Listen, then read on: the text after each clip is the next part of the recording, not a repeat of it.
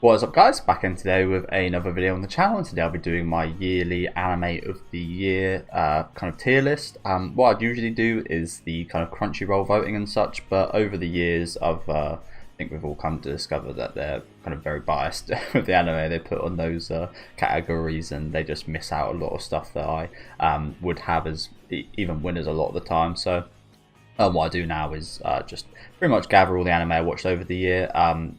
Weekly anime that were released in 2024, not ones, for example, like I'm reading Nana at the minute. I won't be putting like the Nana manga on here or anything, and I'm kind of currently watching Natsume Yujincho. That won't be on here because that came out in the late 2000s. As I mentioned, will just be anime that were released in 2024. Slight disclaimer on that: there is a few shows here like Frieren and Apothecary Diaries that were released in 2023, but a bunch of about 12 episodes or so from each of those series did end up releasing in 2024, so they are going to be eligible for this tier list. Another little disclaimer is that there are some shows I'm missing on here that I did watch, but I only maybe watched 1 or 2 episodes, so I don't really think it's fair to rank those ones on here. But if you guys did want to check out all the anime I did watch over the last year, you can go on to my anime list page that I've got in the description of the video. Another little disclaimer is that these are just my opinions. It's obviously going to be very biased and it's not objective at all. So yeah, this is pretty much just off my pure enjoyment of the show, how emotional it made me feel, the impact it left on me, how good I thought the story was, and my opinions probably going to be very different for yours. I know a fair few of these I've got quite differing opinions on, so especially the first one, so we look forward to getting into it. Do let me know what you guys think about these anime though down in the comment sections. Let me know what you guys would rank some of these. Leave a like on the video if you guys do like, and subscribe to the channel if you want to keep up to date. I'm going to try not spend as much time talking about the shows as I have in previous years as well, because sometimes it takes me absolute hours to do these. But first off, we've got Alia-san. I can't remember what the full title for this one is, but I think it's the Russian girl on my cast hides her feelings in Alia-san hides her feelings in Russian. I think that's the full title. And this one is going to go into C tier. I wasn't a major fan of this. I thought it was quite a generic story in my opinion, and yeah, I didn't enjoy it too much, to be honest with you. The concept was interesting for the first episode or two, but the kind of concept got a bit old on me quite quickly. And there wasn't anything that really kind of differentiated this between other romance anime I had seen before. Next up, we've got Apothecary Diaries, which was one of my... It's maybe a little bit annoying this came so quickly, but this might be my anime of the year. I am going to try and rank them and obviously hopefully come out with a winner for anime of the year, which is going to be very difficult this year. But yeah, this is going straight into S tier. Love this, love the characters. The second half of the show was very strong. I think I did prefer the first half that did air in 2023, but the second half, especially those ending episodes, were absolutely phenomenal. So yeah, S tier for sure, and it's going to be back soon, which is awesome news. Next up, we have got Atri, which is an interesting one. I think this show started out very slow. If I was just ranking the first half, the show probably would be C tier. But the whole ending, the whole second half of this show was absolutely amazing in my opinion. I love how they ended it. Very emotional ending, and I still listen to the song they played in the final episode to this day a hell of a lot. Yeah, I enjoyed it. I really like the character, and the concept was interesting as well, with it being about a AI. I really like it when they do those things right. A lot of the time they don't kind of get that right with AI and kind of looking into that, but I thought they'd done a really phenomenal job at looking into the kind of feelings and such of a kind of full-on AI robot thing. And yeah, quite an underrated one. Like I said, it is very slow at the start. It's really not amazing at all at the start, but in that second half it does get pretty damn good. And next up, also maybe another disclaimer here, is that some of these shows are not fully finished yet. Beastars, for example, is coming out in a couple days from now, and I won't be finishing that till next year, so I haven't put that on the tier list. At this point I haven't watched it, so obviously I can't rank it, but yeah, it's a bit of a shame with that one. But yeah, we've got Bleach, which, as I just mentioned, hasn't fully finished airing yet, but I think has been good. I think it's definitely been overrated for sure. I think this has been the least strong out of the 3 parts that have aired till this point. But that, again, that is a very biased opinion. I think a lot of people think very differently. As I said, it's very highly rated. But even that being said, I think I will put it high B tier. These last couple episodes I've watched, I think I've watched until episode 9. These last couple episodes have been really good, but a little bit like Atri. The start was really slow. There was a lot of setup going on. There was a lot of stuff I didn't care as much for during the kind of opening part of the season, in my opinion. So yeah, B tier for Bleach. Next, got another one I've probably got quite an unpopular opinion about, which is Ao no Hako, which I didn't really enjoy whatsoever. There was one character I really liked called Chino, who had a really good couple episodes focusing on her, and there's definitely potential with the series, but for me, the main characters just I think they're quite plain, and I don't get along with them all too well. And like I said about Aoya, it's just not as there's just nothing that kind of differentiates between this and hundreds of other romance anime out there, in my opinion. Of course, as I said, Aoya-san and Ao no Hako are very popular, and for a reason. They've got great production values, both of these shows as well, by the way. But yeah, I'm just not kind of on board with it. And as I said, I am going to be ranking these, and I would put Ao no Hako above Aoya, and I would put Bleach above Atri. As we've then got Classroom of the Elite Season 3, which I did remember liking during the time, and I think I still like it. Again, it's been a little while. This did air at the start of the year. But as time goes on, it does get a little bit less memorable. I think I did much prefer both Season 1 and Season 2 to Season 3, especially Season 2. I thought there was a lot of really impactful stuff that is still at the forefront of my mind. Whereas with Season 2, there's not nearly as much that I can remember off the top of my head. But I still remember enjoying it more than these two for sure, and probably more than Atri. So I will put that in the mid B tier. I do remember the production didn't look fantastic for either Season 2 or Season 3, but for me personally, as you can see with the rankings here, well, Bleach and all of these shows look really good. Apart from Classroom of the Elite, which look decent, but production and looks don't really mean as much to me as kind of story and such and characters, as you might be able to see when I go further through this tier list. But most of the time, you kind of get both, which is good. You get the good, as with Apothecary Diaries, you get a good mix of really nice animation as well as awesome storylines and characters. But a good example might be Jujutsu Kaisen, which isn't on this list, of course, because it aired last year. But that is one exception of where the show, the animation, the fight scenes far outweigh the kind of story in that show for me. Next, we've got a quite disappointing one for me, which is Code Geass Daka no Rose. I was always apprehensive about this, but this did actually even fall a bit further down than my expectations for it, to be honest with you. Especially now thinking back about it, there really isn't too much that I remember. It really wasn't very memorable at all for me. It was just quite disappointing bringing the story back to the original season 1 and 2, R1 and R2 story. I just think it's a mistake. I think they should just go totally away from that. For me personally, yeah, I didn't like where the story went. I thought the villain was very generic, very copy paste, and yeah, there just really wasn't anything new or great in it for me. This could go in C or D tier. I think D tier just because of the sheer amount of disappointment. Code Geass Season 1 and Season 2 were two of my favourite anime ever. Two of the first ones I ever watched. As time goes on, I appreciate that they might not be as good as as I thought they were, the more anime that I do watch, but they still have that really powerful feeling I felt during watching them. So the disappointment, probably D tier, but in terms of quality overall, I probably would have it in between these two, perhaps. I don't know. I don't know, actually, to be honest with you. This is a tough one to rank. Again, personal disappointment was high. It was like the cameos were the best part, which is not a good sign, to be honest with you. Ash was one interesting character, to be fair. I did like the Ash stuff.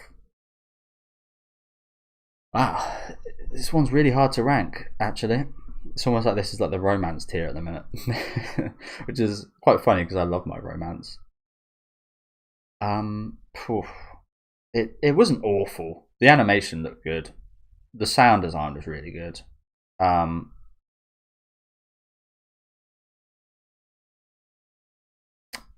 this is, yeah, I'll put it in the middle for now. I'm not sure. I'm not sure how I feel about that one. I'll look back at it later. As we've then got Dan,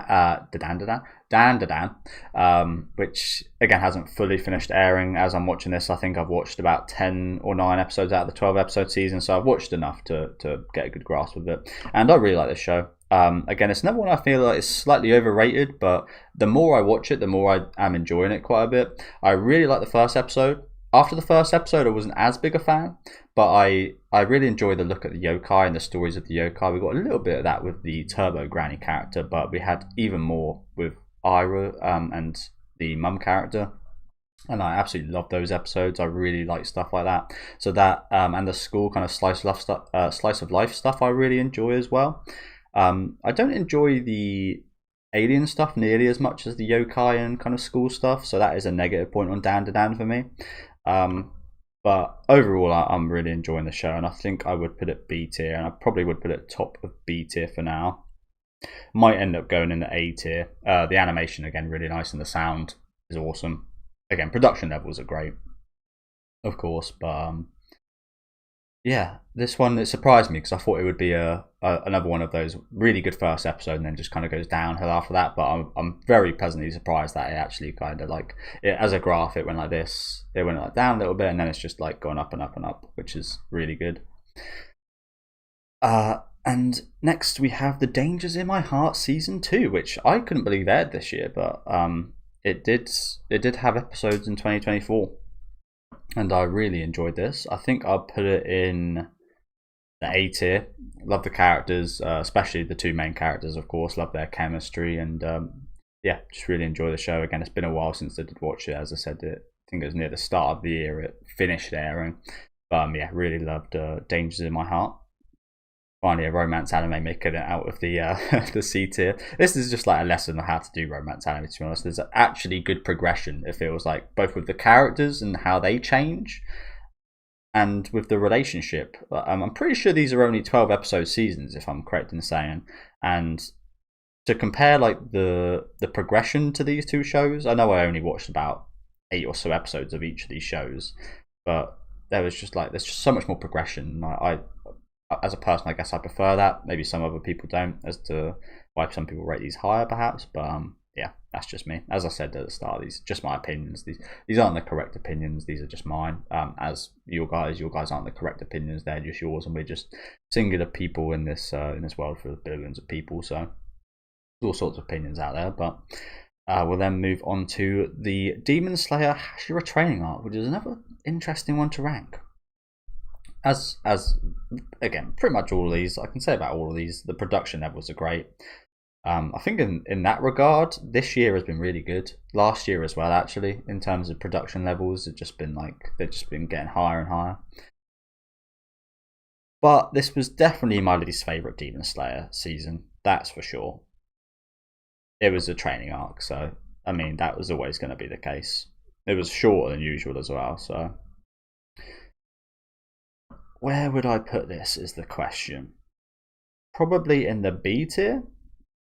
There was some good stuff in here. The last episode was really good. It had a really funny Muzan intro, which I remember was very memed, and I found that hilarious.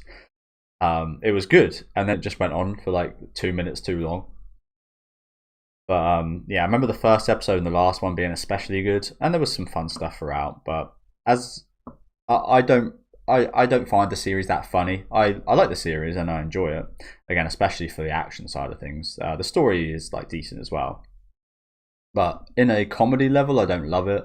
I'm not like on the same level of comedy as Demon Slayer. It's got a few funny moments here and there, but maybe like 1 or 2 laughs an episode, perhaps. Not my kind of style.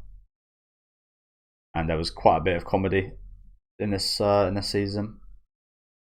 Where I would rank it, I would probably put it below Bleach in the B tier. But saying that, there is quite a gap, even though they're right next to each other. I think there'll probably be a few anime in between these, and Demon Slayer probably fall down quite a bit. I am enjoying Bleach quite a bit more than the later season of Demon Slayer. As next, we've got another contender for anime of the year, which is Dungeon Meshi, which was absolutely phenomenal. I absolutely loved this. I didn't have any expectations going in, didn't hear much about it or anything. I thought it would be like a cool cooking show. Haven't seen many cooking shows. I've had a little bit of cooking in Golden Kamuy, which is a series I love. But yeah, this is my kind of style of comedy. I absolutely love this. The comedy, the action, the story, the characters, it just hits on every level for me. And this is definitely going in the S tier. Where in the S tier, we'll maybe figure out later. Maybe that's what I'll do. Maybe I'll try ranking these below the A tier and the A tier and below while I'm doing it, and then have a little look at the S tier afterwards and see which one I have for my favourite anime. As we've then got another contender here in Frieren, which is again going straight in the S tier. I don't think I need to speak too much about Frieren.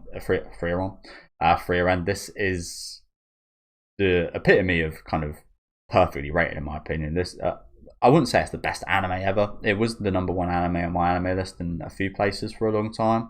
I wouldn't say it's the best anime ever created, but it certainly is one of the best I've seen in the last few years. On story level, the characters, just everything, production. It's just got everything. The sound, yeah. There's nothing you can really fault with Frieren. Some people find it slow and boring, but and maybe don't have that sense of humor that appreciates Frieren. But for me, again, all those things kind of hit. I quite like slow-paced horror movies and such, and things that build up. And I just love the structure of the show as well, like how the past is like we directly see that influence the kind of future and the journeys. I just think it's genius. And yeah, absolutely loved it right from the first 4 episodes they released. That's another thing with a few of these. Most of the ones you'll see higher up actually released extended episodes, if not multiple episodes initially, which I think is such an important thing for shows nowadays. You don't have to do that, of course, but to start a show with a big amount of material, I think it's helped these shows a hell of a lot. So I think that's something we might hopefully see more of in the future. As we then get to Haikyuu, the battle of the dumpster battle, I think it's called. Karasuno versus Nekoma, and this was good. I haven't read the source material, so I have nothing to compare it to, of course, but just being an anime viewer, I thought this was good. There wasn't anything spectacular in here story-wise. There was some good Hinata and Kenma kind of moments in here, but for the other characters, there weren't too much of a focus on them, and it was just the high what's called volleyball game, which I can appreciate the animation and kind of fight, I guess, in that sense. But like I said about a lot of these, I'm much more of a kind of story, kind of character driven guy, and the character moments were good here. But like I said, story wise, I didn't appreciate it as much as the anime I put higher. So I think middle of B tier is good for a Haikyuu movie. And we move on to another intriguing one. Jellyfish Can't Swim in the Night, which unfortunately you guys can't watch the reactions on my channel for this one because they got copyright strikes. So I might subconsciously hold that against this show. The fact that they got my channel banned for a little bit and took all my videos down, but I'll try not to have that influence it. I'm just gonna have a little look through actually quickly to see if there is any more that you can't watch or I didn't watch on the channel, and I don't think there is any. I think everything here should be available for you guys to watch if you guys did want to watch my reactions to them, except for this one. But I loved this show. I thought it was amazing for about 8 or 9 episodes. Really powerful, great character writing. And then it just kind of fell off a little bit at the end. I remember those ending kind of 3-4 episodes really aren't nearly as memorable to me as the kind of initial ones. I think the character setup was fantastic, and like I said, I went a little bit downhill, but I still really enjoyed the show, to be fair, and it's got some good writing in there, so I will put it in the B tier. Where in the B tier? I think we'll put it. I think I might put it just above Bleach, actually. Again, it's a shame those last couple episodes. I think if it nailed those last few episodes, I think it probably would have been A tier. But yeah, we'll have it in towards the top of B tier for now. You know what, Dan might end up going up. To be fair, as well, I'll have a think about that later on. We then got Kaiju number 8, which was good. Again, I don't think it was anything extraordinary. It very much felt like World Trigger to me a little bit, which is a show I really enjoy, but not quite as good as World Trigger yet. There's only been 12 episodes and I've watched almost 200 of World Trigger, to be fair. But I think this one will go in the B tier. It's got quite a bit of potential. I enjoy the characters. The comedy is quite good, but especially like I really like Kaiju fights, and like again, as much as I love my kind of story elements and characters, I also really just like big, mean-looking motherfuckers just battling it out as well. So yeah, got appreciation for that. I think we will put this in the B tier. Where in the B tier? Well, probably just below Bleach, I think. Yeah, I think that's good. I've then got again another one that might be a bit controversial, but I've got Konosuba season 3, and maybe this is just my style of like comedy evolving or devolving, whatever you want to call it. But I didn't appreciate the season nearly as much as the movie nor the previous 2 seasons. I also didn't appreciate the special the Megamin special all too much, so I think this might just be my kind of style of comedy changing a bit. Well, I didn't like this nearly as much as previous seasons, to be honest with you guys, and I think I would be putting it in the C tier. Still got some funny moments, don't get me wrong, but it just had a lot less laughs than I remember having when I initially watched those first 2 seasons. So I would be putting that at the top of C tier. But yeah, a lot of people really like season 3, but again, I wasn't a big of a fan. Maybe it's because I'm not as kind of in depth on the overall story. I'm quite a very casual fan of Konosuba, but yeah, I just felt it just didn't quite hit me like the previous seasons did. I've then got Look Back movie, which I watched on the channel a few weeks ago, and I thought this was fantastic. Really intriguing animation style, but I really like that kind of raw looking animation style. Kind of reminded me of the 6th One Piece movie.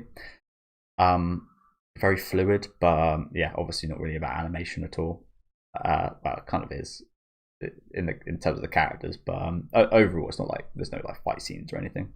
I just thought it was a fantastic story. Very touching. Almost made me tear up, which I don't think I did on the channel this year, which is compliments to me. I managed to hold in the tears this year, perhaps. But yeah, really like this one. Very accurately rated, like I said, for Free, and I think this has been rated very highly, and I think for good reason. It's just whether I'll be putting it in the S or A tier. Oh, it's a tough one. I think we'll put it A tier. I think we'll put it in the top of A tier for now. But it was unexpected because I obviously watched Chainsaw Man and I really enjoyed Chainsaw Man, and this was by the same creator, and they're so different. It was crazy. I wasn't expecting anything like Chainsaw Man, don't get me wrong, but I wasn't expecting it to be like absolute worlds apart. That one might end up getting pushed to S tier. I don't know. It's one of those. It's another one of those anime that just like made me feel just like the feeling I felt during watching it. Just like it had such an impact on me that really sticks with me. I've then got The Witch and the Beast. Sorry guys, I was just talking about that Atri soundtrack. We'll play that right now. Yeah, we've got The Witch and the Beast, which was another disappointing one for me. As you guys know, I'm a big fan of horror, and this was a very gothic kind of themed, slightly horrific series. And the start of the show, I still absolutely love, to be honest with you. I love it's a bit like Bleach in that way. I really love the style of it, but Bleach actually has like a good story and some good characters going on as well. This one I didn't care as much for, and especially towards the end, I think just like Jellyfish, the final few episodes really weren't as strong. There was 2 episodes that especially stuck out, which didn't focus on the main characters that were perhaps my favourites. But there was just like a lot of unfulfilled potential in this show. I felt like I felt like I'd really enjoy this if there was just like a few tweaks and a few kind of things here and there. But just being a horror fan, obviously I enjoy this quite a lot. So I think I might actually put this at the top of C tier. And like I said, obviously this is bias. I mean, if we're talking, what's it called? Unbiasedly, I guess I'll say. This bottom tier wouldn't look like this at all. But like I said, it's just my personal preferences. We've then got Maka Ine, which was a big surprise for me. I didn't initially pick this up, but I got told to by a lot of my viewers, and I'm really glad I did. Very interesting concept where we've got. I think I heard a quote recently about the author created this because of, I can't remember what anime it was, but because one of the girls in an anime he watched didn't end up getting the guy and was a losing heroine, so he decided to create a manga about girls that failed in love. And I think that's a really awesome concept, very new concept as well, and I thought they pulled it off really well. The characters are strong, the character focus and development is really strong here, so I think I'll be putting this in, and it's throughout as well. It's like it's constantly strong every episode, and it's another one of those ones that builds as well, where the ending episodes do just get better and better and better as well. So I think I'll put that in the A tier. I think bottom of A tier is good for Maka Ine. If you guys are a bit kind of bored of the usual kind of romance kind of setup and such, I think this is a show you guys would probably really like. As we move on to Metallic Rouge, which was pretty incomprehensible for me, to be honest with you. I wasn't going to add it on the list. I think I watched about 3 or 4 episodes of this, and I couldn't understand what was going on in the story or the characters or anything. It was just incomprehensible to me, so I've got to put that in D tier just because it looked flashy and nice. I had no idea what the fuck was going on the whole time I was watching that show. So yeah, it was a really divisive one as well. I saw a lot of people absolutely love it, and many more people like me that just didn't know what the hell was going on. I think it might be one of those like sci-fi things where some sci-fi things just click with people and don't click with others. I don't know, but yeah, we'll move on to Mushoku Tensei Season 2 Part 2, which is another tough one to rank. It's definitely going to be between A and B tier. I love the developments of this season. I don't think it was quite as good as the first season, either part 1 or 2 of Season 2. I don't think it was nearly as strong as part 1 or 2 of Season 1. But I do think Season 2 Part 2 is definitely the stronger of the two and had some really impactful moments in there. I think I might put this... Oh, you know what? I think Dan does have to go up to the bottom of A tier.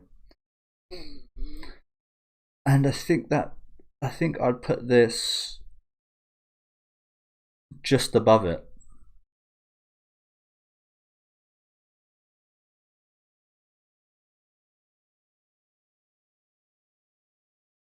Again, I don't think about this before I probably should. I probably should maybe do like a rough draft or something before I make these videos, but I don't. So I am very much just like kind of making this up on the spot right here, but I think that looks good.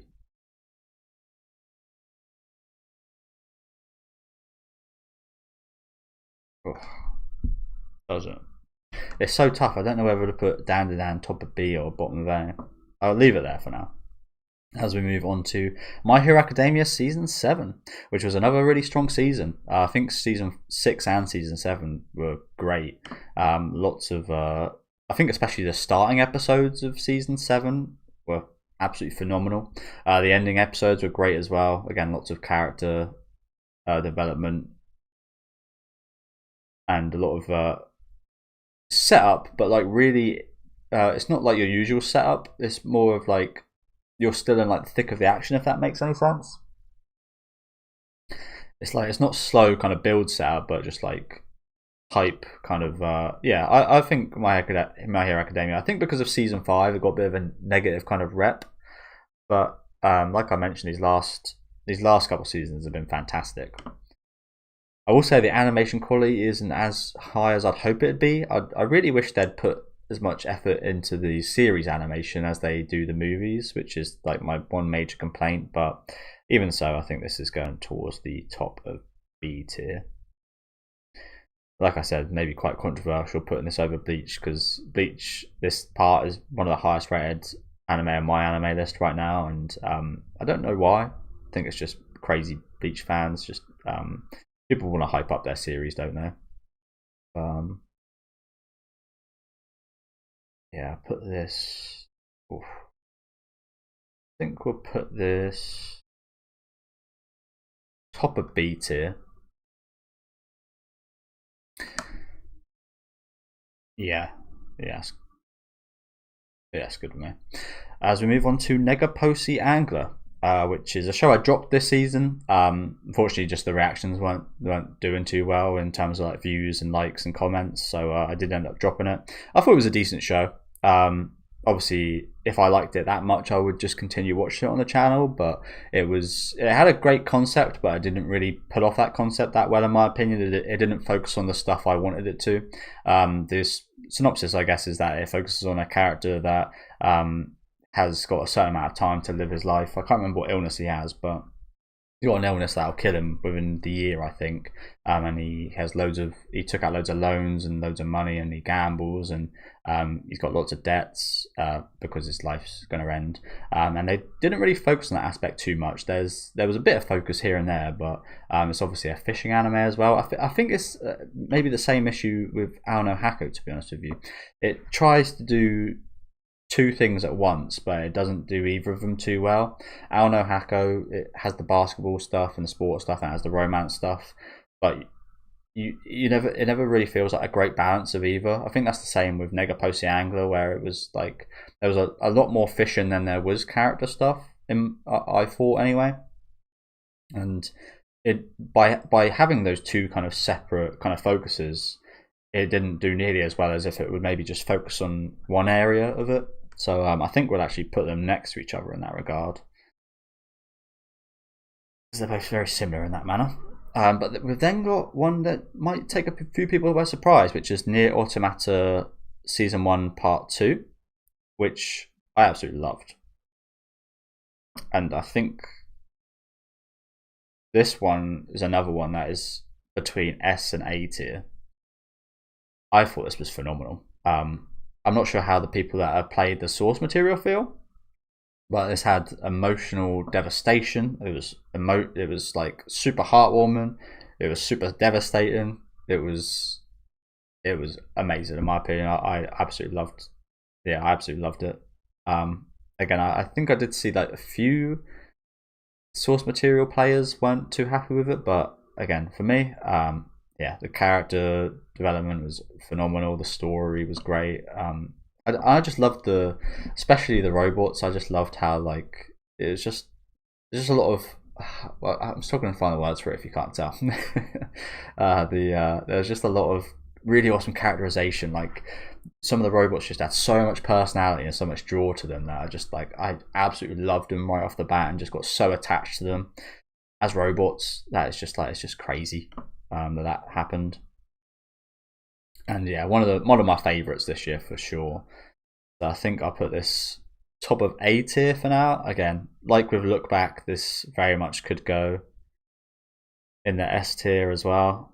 Maybe there needs to be like a tier in between these. I don't know, but yeah, I thought it was phenomenal. Very underrated. Okay, next up we've got the One Piece fan letter, which I wouldn't spend too much time on because it's only a 20-minute episode, but what I thought it achieved in that 20 minutes was absolutely fantastic, and probably more than quite a few of these anime in this bottom tier, to be honest with you, showing us the point of view of the kind of background characters of One Piece, characters you never even think of, and just how much the characters in the series, especially the Straw Hats, affect them. I just thought it was absolutely fantastic, so that will go in the middle of the A tier, just below Look Back. As we then move on to Orb on the Movements of the Earth, which is one that might be slightly unfair to rank, just because it's only 10 episodes out of 25 and there's still a lot more to go, but this is very clearly one of the most underrated anime that came out this year. I had no one talking about this, and then a few people ended up telling me to check it out, and I saw the kind of ratings for the series, and I'm so glad I did. I did actually read the synopsis a fair few weeks before I picked it up, and I decided not to watch it because it didn't sound too interesting. I've never been a massive fan of like science. I do like my sci-fi and such now, but I've never been a massive fan of like science and especially astronomy. But this show is just absolutely phenomenal. If you guys haven't watched this, definitely give it a little bit of a check out. A lot of people seem to compare it to Vinland Saga, but it's not really like anything from Vinland Saga, to be honest with you guys. It's maybe as impactful, I guess, but it is very different. So if you guys aren't a big fan of Vinland Saga, don't let that sway you from Orb, because yeah, this show is just like something I've never actually really seen before in anime, to be honest with you guys. And if you have a look as well, I'm not sure where I'm putting it just yet. As opposed to other years, I felt like the B and C tiers were a whole lot more kind of filled out than the S and A tiers, but this year has been incredibly strong, hasn't it? I feel like in other years, a lot of these would actually probably go into the S tier, but this year has actually been quite a fantastic year for anime. I realised that when I was getting the pictures to put on the tier list. I was like, wow, there's actually been I hardly actually disliked anything that came out this year. As much as there is some stuff in like the C and B tiers, I enjoyed everything in the B tier, and I enjoyed a little bit of stuff in the C tier, but I was just quite surprised that, especially compared to other years, how much I really enjoyed a lot of stuff that came out. But yeah, Orb, you will be going in the A tier for now. This definitely has potential to reach S tier status, by the way. The characters are just, and the story is just phenomenal. But as for now, oof, where in the A tier does this go? It's so tough. To be honest with you, the first 3 episodes, if you just watch the first 3 episodes, this would definitely go at least towards like the top of B tier. But with the 10 episodes I've watched, I think I will put it. Here actually, again, just below the Look Back movie. And like I said, because there's so much left of it as well, this has definitely got potential to increase in the rankings. And as I just talked about with the strength of this year, there's look how many great shows are still left here. We've then got Oshi no Ko season 2, which I don't think was quite as strong as the first season. But that being said, I still think it was fantastic. A tier for sure. I loved the play section, which pretty much took up the whole season. Absolutely loved that. I liked where it went as well towards the end, and I don't think it had as many. That's the thing. I don't think it was quite as strong as the. It didn't have the highs of season 1, but it also didn't have the lows. Not that there were many, if any, lows of season 1, but it just felt really consistent every episode, more consistent than season 1's episodes perhaps. So yeah, definitely going in the B tier, and we'll put that high up in the B tier for sure. I think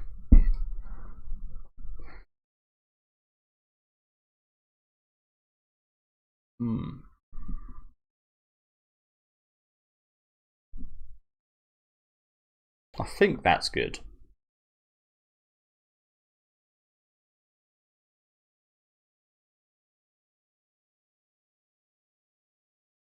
Yeah, I think that's good. So next up, we'll go on to ReZero, which is another one that's quite unfair to rank, to be honest with you, because we've just had the setup with the attack arc, which has been 8 episodes, and we've got another 8 episodes coming, which is the counter attack arc, which is going to be a lot of the payoff for a lot of the setup, which will probably end up being better than the setup. But I really did love this first part. Had some amazing episodes in there. I think especially the first few episodes of this season were fantastic, introducing a few new characters and setting up the kind of new city that we're in, I guess I'll say. But yeah, really strong setup. But like I said, it's a bit of a shame because we haven't had the payoff for it yet, so it's quite hard to rank. But even so, I think we're putting this in the A tier. ReZero is obviously my favourite. Sekai as well, closely followed by Mushoku Tensei, of course. But yeah, it's a series I've got a lot of bias towards in terms of just I just really enjoy it. It's really well written, of course, but I just have a bit of an affinity for it as well. Very relatable, perhaps. So we will be putting this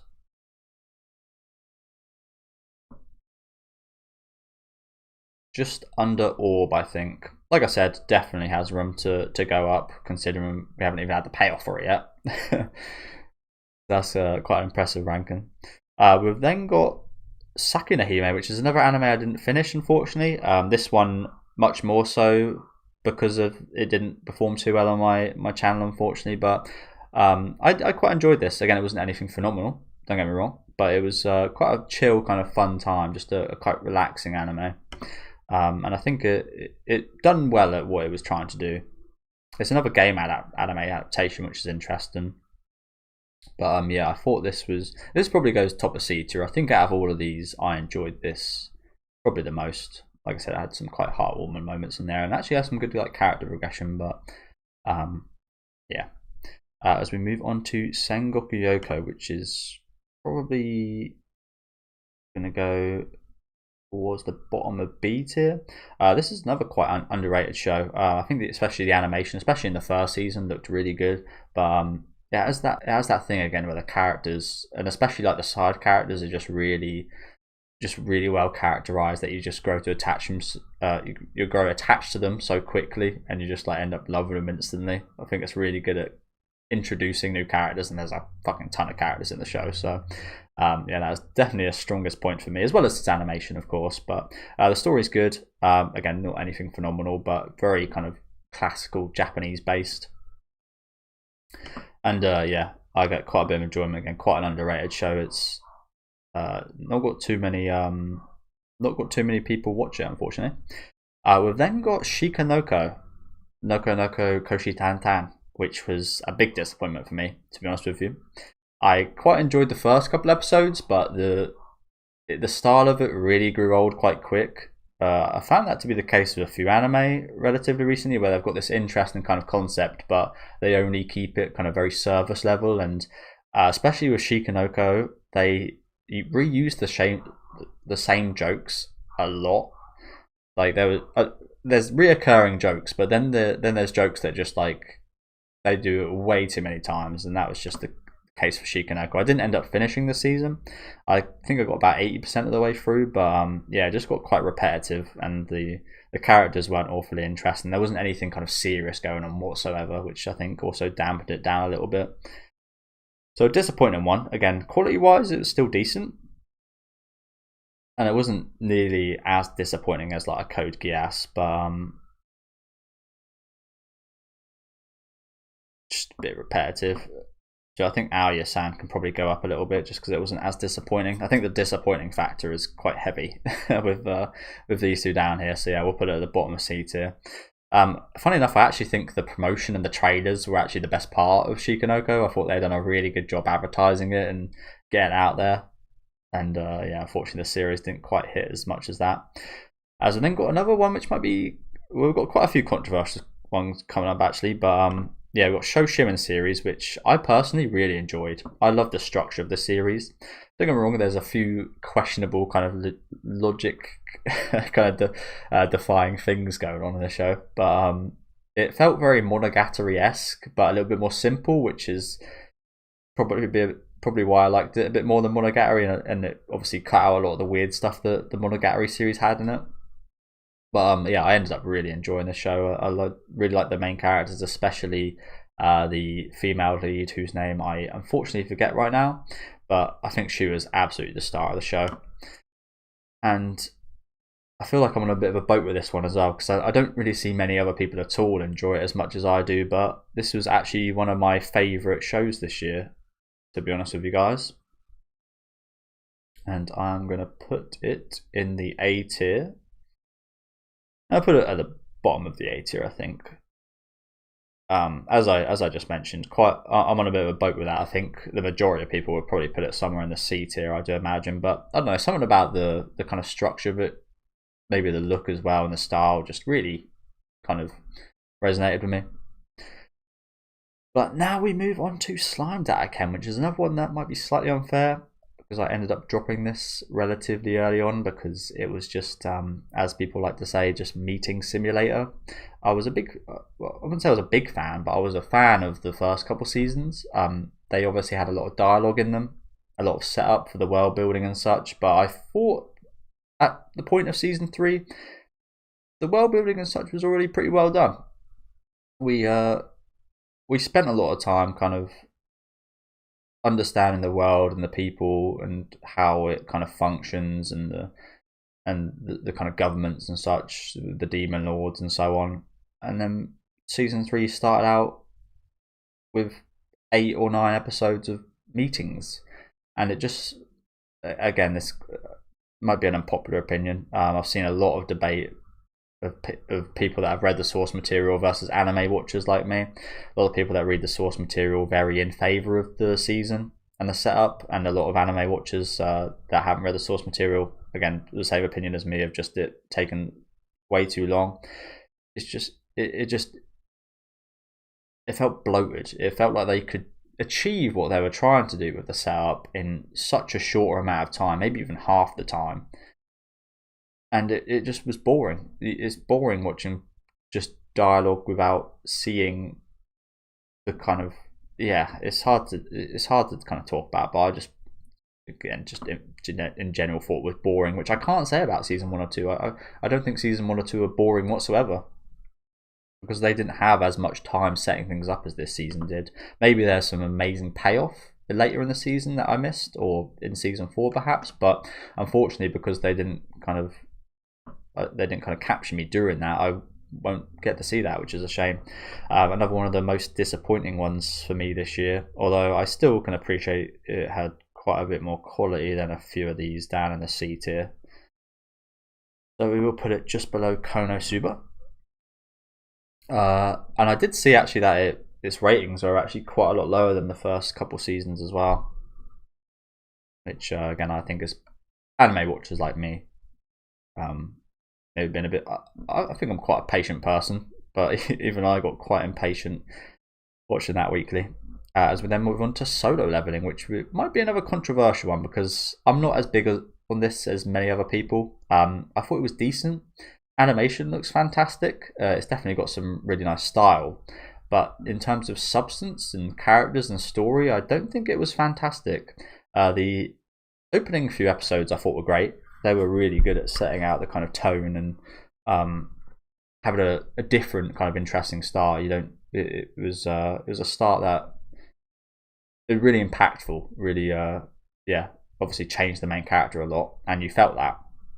But after that, it just felt like the main character just like he became your generic kind of game character, where there's not too much kind of personality to him. He actually became quite a bit more boring than he initially was, in my opinion.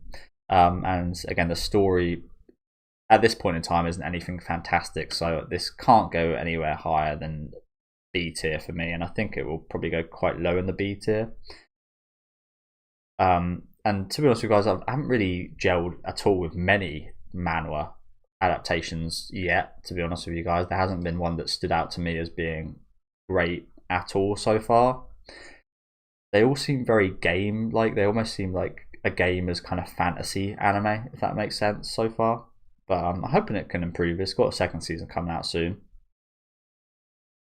So I'll be putting this. It did have some nice action in there, for sure. I think I'll put this towards the bottom of B tier, mid B tier. I think it's fair. Like I said, there's just nothing that stood out as super special about it so far. As we move on to Spice and Wolf remake, which I thought was good.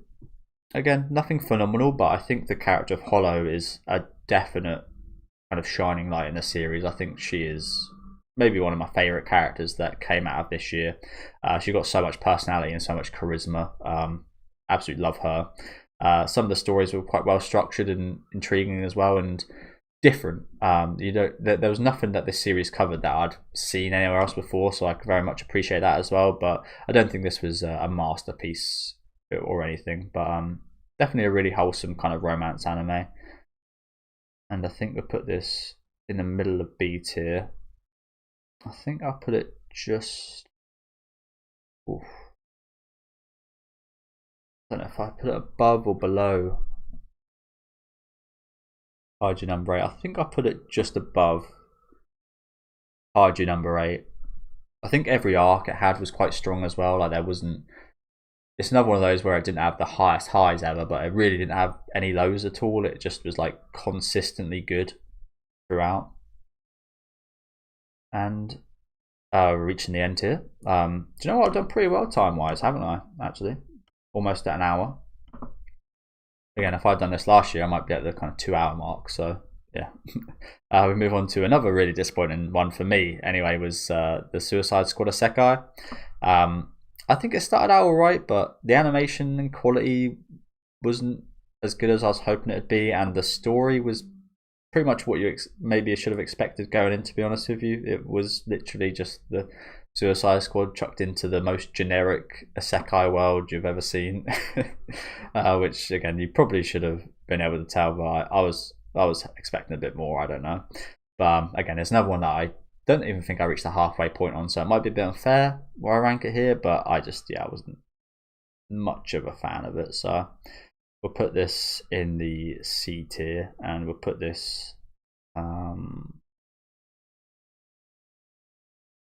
it had some decent action bits in there. Again, for the most part, it didn't look great, but I remember there being a few kind of decent looking action segments. Yeah, you know what, we'll put that towards the bottom of C tier. As we've got another really disappointing one, which is Tower of God Season 2. I rewatched the first season in preparation, and I actually enjoyed it quite a bit more than I did initially. And then Season 2 has just been a massive letdown for me so far, personally. It's almost got the same issues as Slime Can, where it just spends so much time setting things up that the payoff just goes by so quickly. And I think the direction, I don't want to sound too harsh here, but the direction in the season has been god awful. Some of the shots that the directors chose, again, some of the scenes that we've been waiting for payoff. Slight spoiler here: there's a scene with Rack being reunited with Bam, and that's meant to be like a massive payoff, and that happens for about 5 seconds perhaps, and then the episode just ends. And it's just like we spent so much time, episodes, setting that up, and it's not even a payoff. You give us 5 seconds of it's just like the direction. If you guys have watched it, see if you guys agree, but I just think the directing has been awful. Like there's been like parts where you can tell there's good content and there's actually good like story beats and character stuff, but the choice of how to depict that was just not great. And yeah, I'm just not a fan of it. In general, though, to be honest with you, even if it was adapted and did have a good director, I still think the story is nowhere near as interesting as in season 1, as it introduced quite a few confusing elements, or maybe not too well explained elements in there. But there's still a few good like there's a few interesting characters introduced in the season, so it's not all kind of doom and gloom. I just don't enjoy too much of where the story has gone. We will still put that towards the top of C tier. I think it does beat out a lot of these. As we move on to Train to the End of the World, which is maybe another one a bit like Jellyfish that did kind of peter out a bit towards the end for me. It was quite a generic kind of ending to the show, which makes sense considering it was only going to be 12 episodes. And I think it felt generic because knowing it was 12 episodes, I think we all kind of had a feeling of where the story would go at the end. But for those first kind of 8 or 9 episodes, it was crazy. There was all kinds of wild stuff happening, and I really enjoyed it. It was really quirky. Again, it wasn't anything phenomenal, but it was just like it felt like a bit of a breath of fresh air, which was nice. So we'll put this in the B tier. There's just a bug just flew past me. Put that outside in a minute. yeah, we'll put this in the B tier, and I think we'll put this. I think I'll put this, yeah, here in the B tier. Again, maybe not as well written as a few of these, or as well done, or looks as nice. But just for the unexpectedness and the kind of surprise factor and the fun factor, I think this, yeah, I think B tier sounds good. Okay, so 4 left. We've now got Undead Unluck, which again started airing in 2023, but did end with a fair few of the episodes being in 2024, I believe. I really like this. Again, as a shonen, like I said about the last one, kind of felt like a bit of fresh air, to be honest with you. Had a really interesting concept, some really well written characters. I really enjoyed, I can't remember the woman's name, but I think it's Gina. I really enjoyed her character, which was quite early on. I really enjoyed Tatiana's character later on in the story. I think the side characters, as well as the main characters, of course, with Fuko and Andy, written really well. But I think especially the side cast is one thing I really appreciate about this show. It feels a little bit like Hunter x Hunter in that regard, where it really fleshes out quite a few of the side characters. Not as good, don't get me wrong, and it's only been 25 episodes or so, but I think this show has got a lot of potential to be one of my favourite kind of shonen. And I really love creative stuff like that. Like I said, relating it to Hunter x Hunter a little bit, it's got such a creative kind of system that it can pretty much do anything. So this will be going in the A tier for sure. Whereabouts? I don't know. I think here's good. As we move on to Uzumaki. Now, if we were rating the first episode by itself, it would probably be around here somewhere.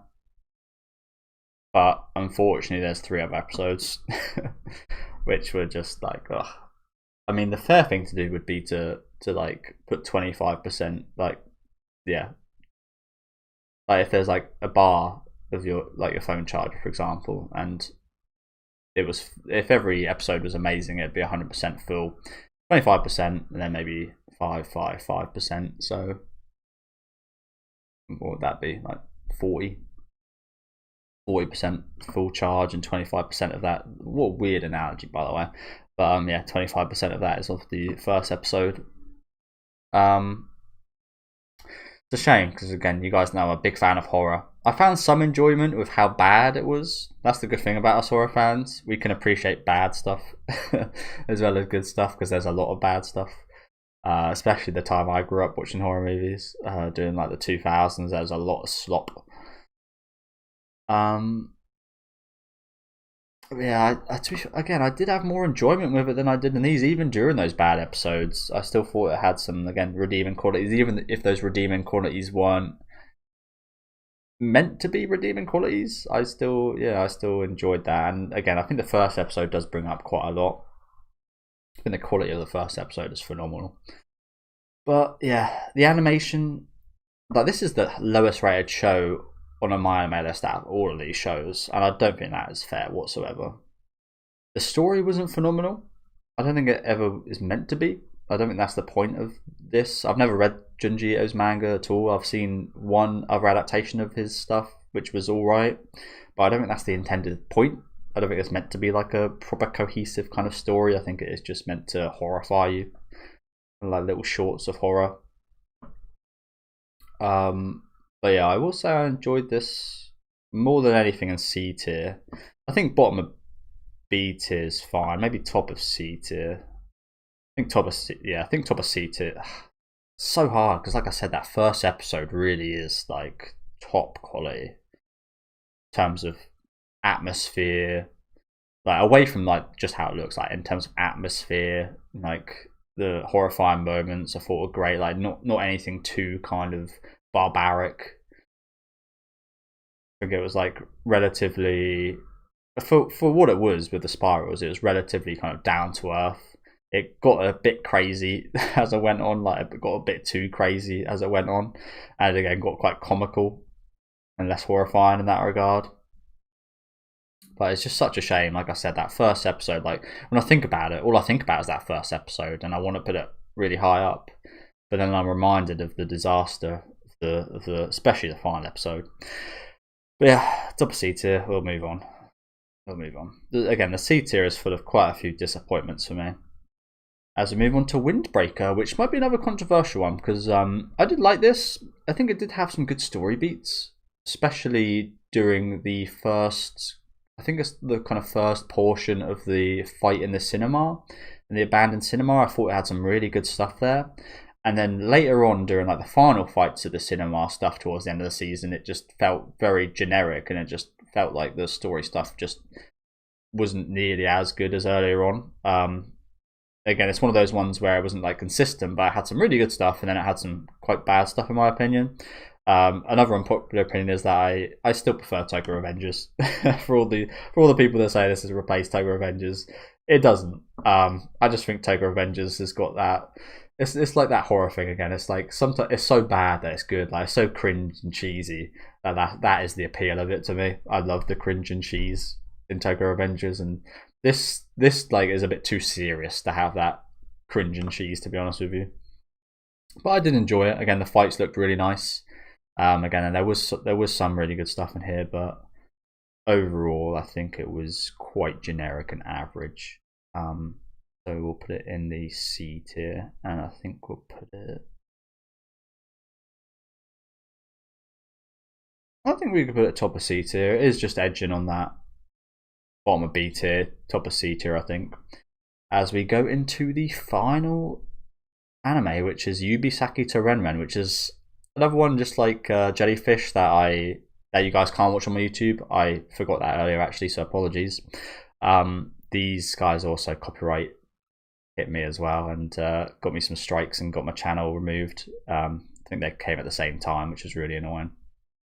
So again, maybe subconsciously a little bit of hate for this series, but I thought it was really good. The developments, again, it develops at a steady, good rate.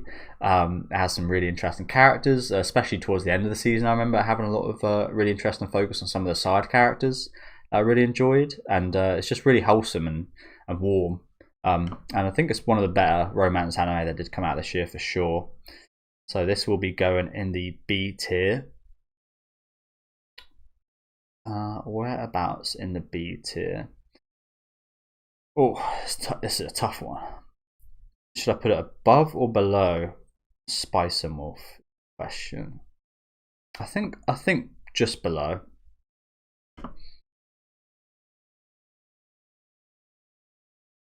Yeah, I think that's good. Okay. So now for the S tier. I think the S tier does go like this for me.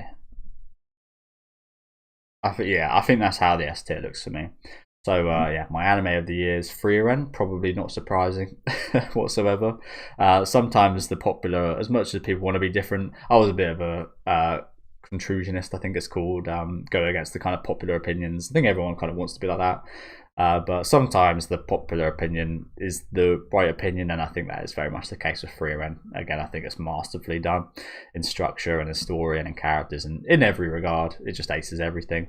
Next, of course, Apothecary Diaries, which was absolutely loved, and I love all of these. So I think it's pretty easy though. As much as I really love all of these, I think it's pretty easy to put them in order like this, to be honest with you. So yeah, thank you guys very much for watching. Like I said, there's a few maybe dodgy opinions you guys might think in here, so definitely let me know what you guys think about where I place some of these, or where you guys would place some of these down in the comment section. Make sure to leave a like on the video if you guys did like, and subscribe to the channel if you want to keep up to date. Also on that point, if any of you guys watched any anime you think I'd really like based on some of my higher ratings here, definitely let me know about them down in the comment section. I actually do want to watch a bit more anime in my own time, because I do try and save a lot of stuff for my channel, but especially with the weekly stuff that came out during a year, I actually would like to perhaps watch it in my own time. So again, if you guys have any recommendations, please let me know in the comments. Thank you guys very much for watching, and have a good rest of your day.